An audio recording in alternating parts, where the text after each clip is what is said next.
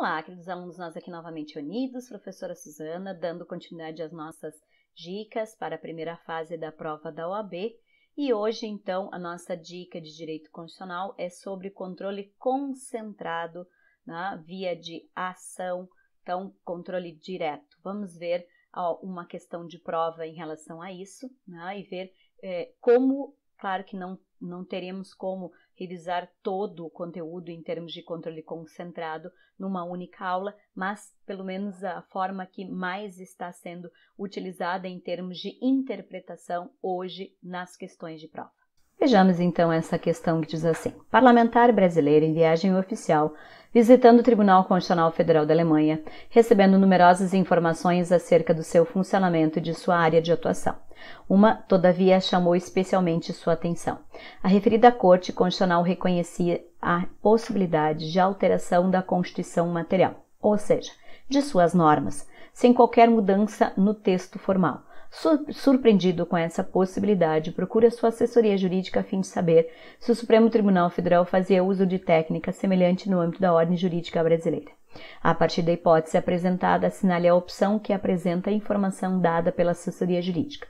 Então, em relação a essa questão, estamos falando então do controle concentrado, controle direto via ação, né, que é o modelo utilizado então no tribunal alemão. Então, aqui é a regra dos legitimados do artigo 103 da Constituição Federal, ou seja, somente estes podem então interpor as ações do controle concentrado, ação direta de inconstitucionalidade, ação direta de constitucionalidade, ação direta de inconstitucionalidade por omissão, arguição de descumprimento de preceito fundamental. Essas são as 4 ações e cada uma tem um fundamento em específico. Ação direta de inconstitucionalidade em relação à lei ou ato federal ou lei ou ato estadual, englobando aqui a Constituição Estadual, em relação à violação da Constituição Federal.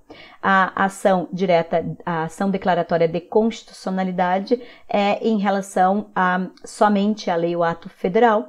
A arguição de descumprimento de preceito fundamental é no caso de omissão da criação do regulamento da legislação e a arguição de descumprimento de preceito fundamental de forma residual quando não cabem as demais ações, como é o caso então de normas anteriores à Constituição de 88, ou então normas municipais que não são cabíveis através das demais ações. Então, no nosso sistema, nós temos 4 ações diferentes, cada uma com uma função específica, sendo então que a DPF é a residual, se utiliza nos demais casos, quando não couberem as demais ações. Em cada uma delas, a ação vai ser diretamente interposta no STF pelos legitimados do artigo 103 e a decisão preferida pelo STF, então, é que gera efeitos erga omnes para toda a sociedade e vinculantes, tendo a possibilidade do STF, então, fazer a modulação dos efeitos para um quórum de 2/3, sendo que o julgamento normal se dá pela maioria absoluta.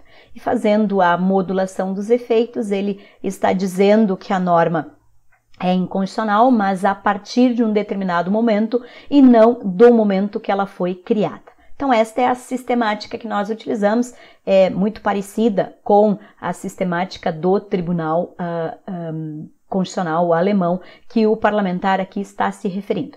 Então, o que neste caso em específico a questão está trazendo? É que nestes moldes deste controle, o STF ele não precisa declarar a inconstitucionalidade da lei como um todo, de um artigo como um todo, de um parágrafo como um todo, de um inciso como um todo, né, da linha como um todo, mas ele pode declarar a inconstitucionalidade simplesmente de uma expressão, como ele pode declarar sem modificar absolutamente nada, ou seja, deixar exatamente da mesma maneira como está redigido o texto, somente lhe dando uma outra conotação em termos de interpretação. E nós chamamos isso então de inconstitucionalidade sem redução do texto, sem modificação do texto.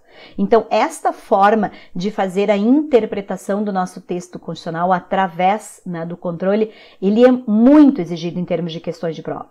Porque a outra fórmula de modificar o texto constitucional é efetivamente alterando, e aí sim é através de emenda à Constituição. Então, só o STF é que tem competência para, no sistema brasileiro, dar uma outra forma de interpretação ao texto sem modificar absolutamente nada nesse texto que está colocado lá, né? E a partir do momento, então, que ele decide e ele estabelece a modulação dos efeitos, nós, enquanto sociedade, só podemos interpretar aquele artigo, aquela regra, daquela maneira como foi interpretada pelo STF. Então, reiteradamente, nós temos questões de prova exigindo, dentro desta sistemática do controle da constitucionalidade, a mutuação, né? A mutuação, ou seja, mudar sem reduzir o texto. Então, muda, mas sem mudar a redação do texto. Simplesmente a mudança da interpretação. Agora sim, com base nestas informações, é que nós então podemos resolver cada uma das alternativas. Então, é ou não é possível essa sistemática no sistema brasileiro? Não, é assim. Então, essa já não é, porque o nosso Supremo Tribunal Federal a utiliza. Então, nós já tiramos fora a A e a C que dizem não. Ficamos com a B ou com a D. A B diz, então, sim, o Supremo Tribunal Federal, reconhecendo o fenômeno da mutação constitucional, pode atribuir ao texto inalterado uma nova interpretação que expressa, sim, uma nova norma. Então, vejam, sem alterar o texto fica inalterado, mas uma nova forma de interpretação. Correto? Perfeito, correto. O que está errado na D? Sim, o sistema jurídico constitucional brasileiro, seguindo linhas interpretativas contemporâneas, admite como regra a interpretação da Constituição, independentemente de limites semânticos concedidos pelo texto. Sim, limites, ou seja, não é qualquer tipo de interpretação. É interpretação dentro do que está lá estabelecido. Eu não tenho como mudar uma interpretação do que está colocado, dentro dos limites que o texto estabelece. Então, isso sim é mudar a interpretação sem mudar a redação do próprio texto. Espero que tenham gostado da dica de hoje, que foi então em relação a controle concentrado e a forma então de interpretação que o STF tem em relação a vários tipos de ações e a sua possibilidade de interpretação sem a modificação do texto, simplesmente a interpretação em relação ao que está dizendo, mas sem efetivamente mudar o texto do que está escrito. Então, dica de hoje fica aí e nós encontramos no próximo vídeo com mais dicas para a prova da OAB. Bons estudos e até o nosso próximo encontro.